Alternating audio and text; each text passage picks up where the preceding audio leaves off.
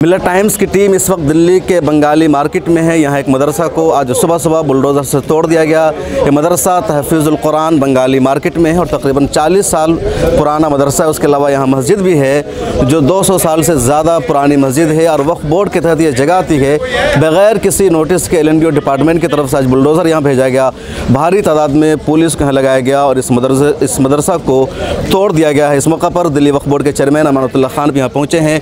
उनका क्या कहना है हम आपको सुनाते हैं। अब देखिए, ये प्रॉपर्टी जो है 123 में आती है और ये हमारे मस्जिद की प्रॉपर्टी है। आज गलत तरीके से इन्होंने आकर के तोड़ा और मैंने यही बात की है कि भाई देखो, आपके पास कोई कोर्ट का आदेश नहीं था, कुछ नहीं था। कल डेट है इसमें, 123 प्रॉपर्टी का मसला चल रहा है। वहाँ ये कह कर आए, यूनियन ऑफ इंडिया ने कहा है कि हम वहाँ कोई तोड़ेंगे नहीं, सिर्फ इंस्पेक्शन करेंगे। तो इंस्पेक्शन के नाम पर तोड़ देना तो गलत है और इसके लिए हम रिकॉर्ड पर ला रहे हैं और इनके खिलाफ जो भी कंसर्न ऑफिसर है उसके खिलाफ हम कंप्लेन भी करेंगे, FIR भी करेंगे और यहाँ से नहीं होती तो कोर्ट से करेंगे। और अभी हमने कहा है कि भाई इसको काम को आप रोको। तो ये इस बात पर सहमत हैं कि जब तक इसका डिमार्केशन नहीं होता तब तक ये काम को रोकें।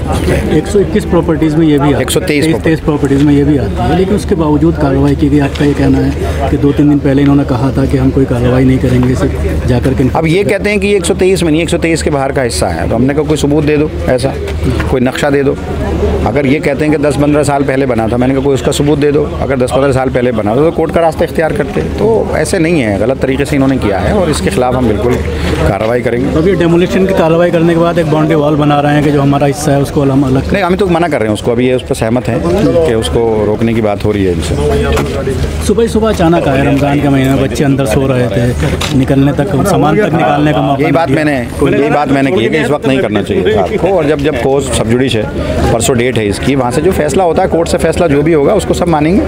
तो अभी तो ज़रूरत नहीं। अभी हम इसको रिकॉर्ड पर लेकर आ रहे हैं, इनके खिलाफ कार्रवाई करेंगे 100%। क्यों ऐसे तोड़ने देंगे? कोई मस्जिद हम नहीं देने देंगे। ये कह रहे हैं 123 का हिस्सा नहीं है, जबकि मेरे हिसाब से 123 का हिस्सा गजट के हिसाब से भी, नक्शे के हिसाब से भी हमारी मस्जिद का हिस्सा है। कहा जा रहा है कि जो मदरसा है काफ़ी पुराना है और कोई नोटिस नहीं भेजा गया। मस्जिद काफ़ी पुरानी है और बगैर किसी नोटिस इसको तोड़ दिया गया है। इस सिलसिले में इस मदरसे के जो जिम्मेदार हैं उनसे भी बातचीत करते हैं। मेरे साथ है हाफिज़ मतलूब, जो मदरसा तहफ़ीज़ुल कुरान के प्रिंसिपल और यहाँ के जिम्मेदार हैं। इस मदरसे को बुलडोज़र से तोड़ दिया गया है, क्यों तोड़ा गया, क्या वजह रही है? ये हम लोगों को तो कुछ नहीं पता। सुबह 6:30 बजे फ़ोन आता है मदरसे से कि यहाँ पर पुलिस फोर्स आई हुई है, लेडीज़ जेंट्स बहुत लोग आए, वो इसको तोड़ने के लिए आए। हमारी SHO साहब से बात हुई, हमने SHO से बात करा। उन्होंने SHO ने कहा कि हाँ यहाँ आए तोड़ेंगे थोड़ा बहुत। तो मैंने कहा क्यों तोड़ेंगे, इसका नोटिस है, ये हाई कोर्ट के ऑर्डर है। कहने लगे नहीं, ये गवर्नमेंट का मामला होता है, इसके वो कहते हैं हमारी ज़मीन जो है ये 100 गज ज़मीन लो। अच्छा, 100 गज ज़मीन पर उनका दावा है सिर्फ।